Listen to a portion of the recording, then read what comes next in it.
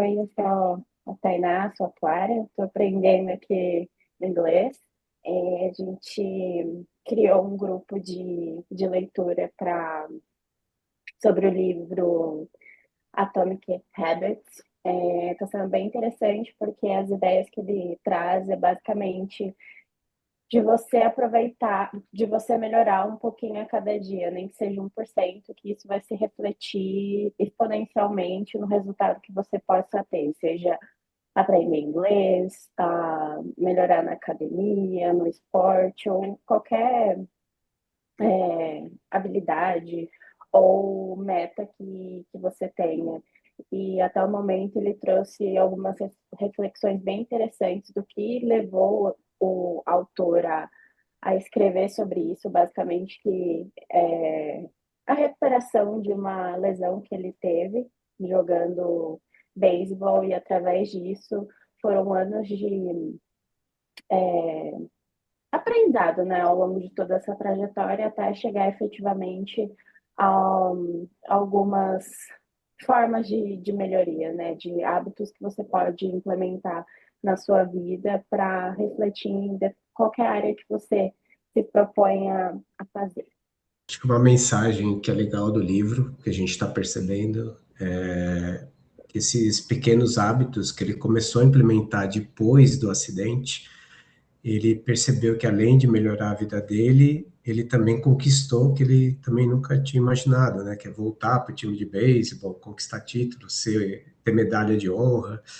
E ele começou a divulgar esses hábitos, esses pequenos hábitos na internet, isso começou a reverberar e várias pessoas começaram a gostar desses pequenos hábitos e aplicar em suas vidas. E aí ele começou a ter uma audiência enorme no site dele, chamado jamesclear.com, e isso começou a crescer tanto que treinadores começaram a convidar ele para dar pequenos depoimentos sobre esses pequenos hábitos que mudam vidas, e aí começou toda a trajetória dele. Então, no livro, a gente está nessa parte que ele realmente começou a crescer bastante esses hábitos do livro mundialmente, até que um amigo dele falou: "Oh, você precisa fazer um livro desses hábitos."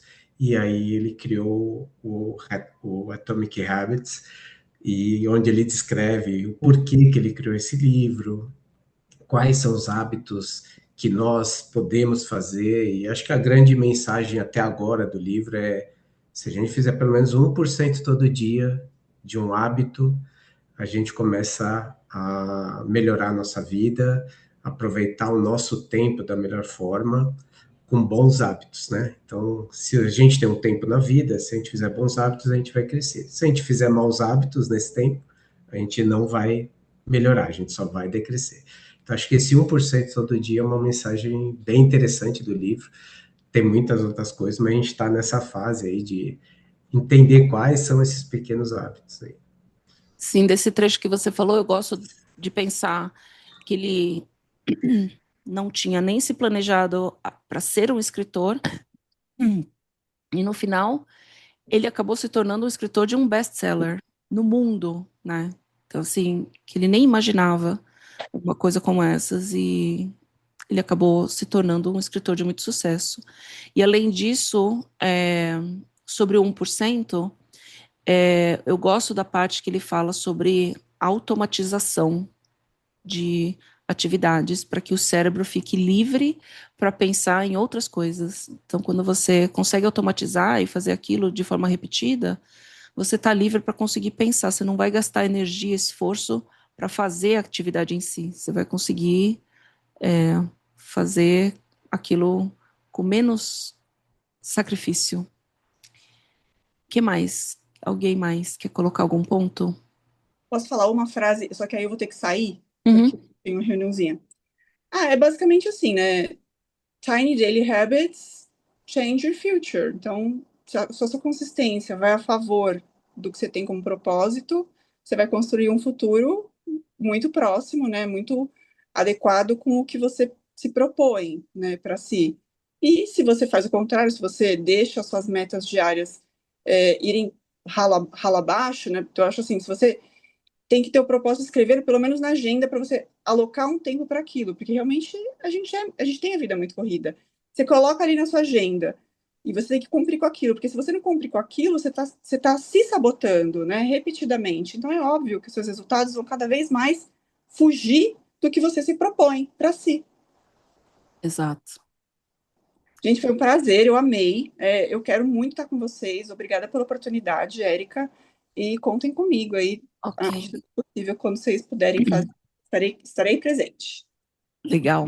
tá bom?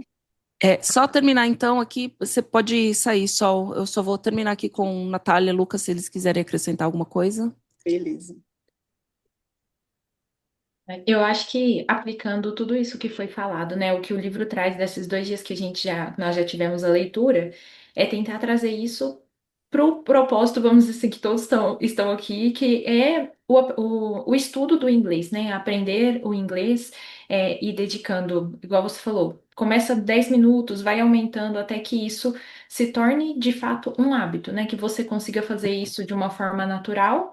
é, e aplicando nas diferentes áreas que a gente tem para estudar o inglês, né? Ouvindo algo, escrevendo, lendo e vendo o significado da palavra, aplicando aquilo, vendo para que em outros contextos que ela é utilizada. E eu acho que o livro traz muito isso, né? De tudo que já foi comentado, de você ir melhorando a cada dia, tentando dar o seu, que seja 1%, mas até que isso se torne uma coisa natural e você vai percebendo ao longo do tempo e colhendo os frutos, né, desse empenho que você vai tendo a cada dia. Perfeito. Tá, Eu mas- sempre costumo dizer para os meus alunos que estudar e principalmente aprender é viciante.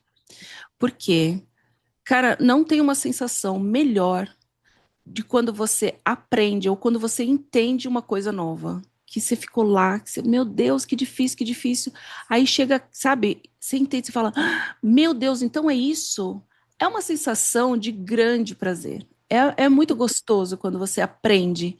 E aí, se você consegue fazer isso todos os dias, gente, é um vício bom, né? que você consiga entender, aplicar e explicar, né, também. Perfeito, Consiga passar. perfeito. Lucas, só falta você. Coragem. Bom, Diga concordo algo. com o que todo mundo disse.